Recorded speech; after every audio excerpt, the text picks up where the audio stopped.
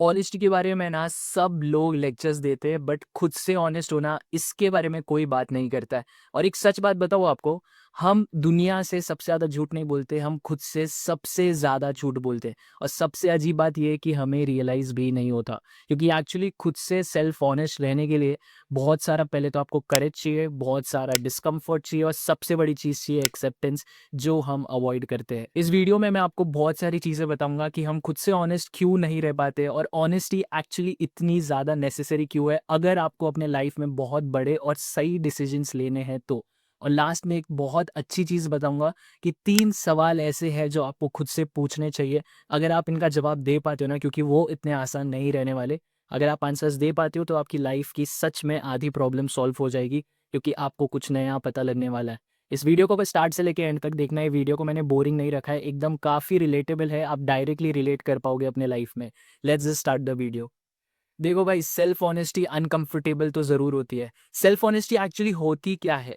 सबसे पहले अपने फ्लॉज़ को देखना, अपनी मिस्टेक्स को एडमिट करना, अपने फ़ियर्स को फ़ेस करना और अपने लिमिटेशंस को एक्सेप्ट करना। और ये सब किसी को भी पसंद नहीं आता। इसलिए नेचुरली हमारा ब्रेन है वो हर एक चीज़ को इग्नोर करता है जो भी हमें अनकंफर्टेबल लगती है।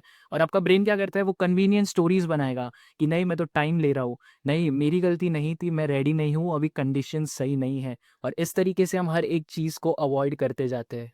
आपको लग रहा है आप सेल्फ अवेयर हो, बट ये बात सच नहीं है। सेल्फ अवेयरनेस बिना प्रैक्टिस के आ ही नहीं सकती। जैसे आप जिम जाते हो, मसल्स कब बनते हैं? जब आप प्रैक्टिस करते हो। उसी तरीके से अपने थॉट्स को बार बार कॉन्शियसली देखने से सेल्फ अवेयरनेस बढ़ती है। बट हम तो जीते हैं एकदम ऑटो पायलट मोड पे, वही daily same routines, same habits और वही सेम पैटर्न्स। और आपको लगता है कि हाँ, मैं तो सेल्फ अवेयर हूँ, बट ये बात सच नहीं है, क्योंकि जब तक आप अपने डिसीजंस को कॉन्शियसली एनालाइज नहीं करते, तब तक आप सेल्फ अवेयरनेस के पास भी पहुंच नहीं सकते।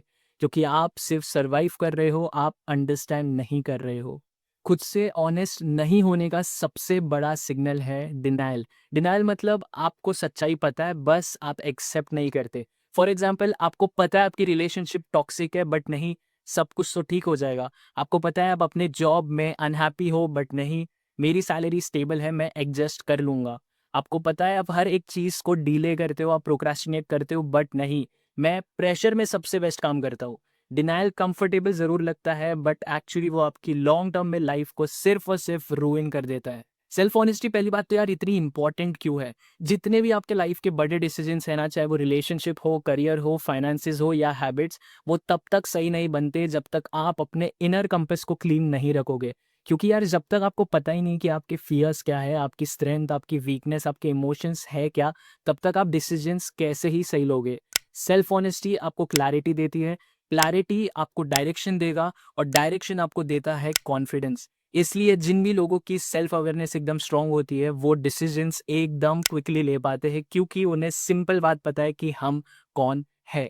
सेल्फ ऑनेस्टी नहीं होने का सबसे बड़ा रीज़न क्या है? सबसे कॉमन और सबसे रियल रीज़न सेल्फ ऑनेस्टी नहीं होने का है जजमेंट।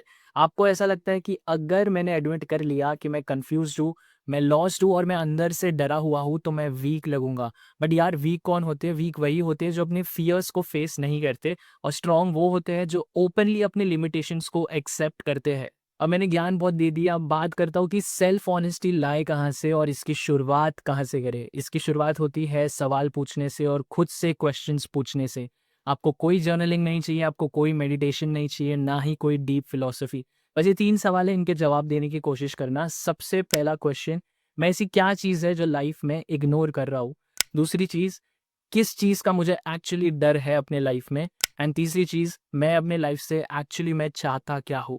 बस इन 3 सवालों का जवाब देना इतना आसान नहीं होने वाला है, थोड़ा टाइम ले लो। आपकी लाइफ की 50% प्रॉब्लम्स वहाँ ही खत्म हो जाएगी, क्योंकि इससे आपको मिलेगी क्लैरिटी।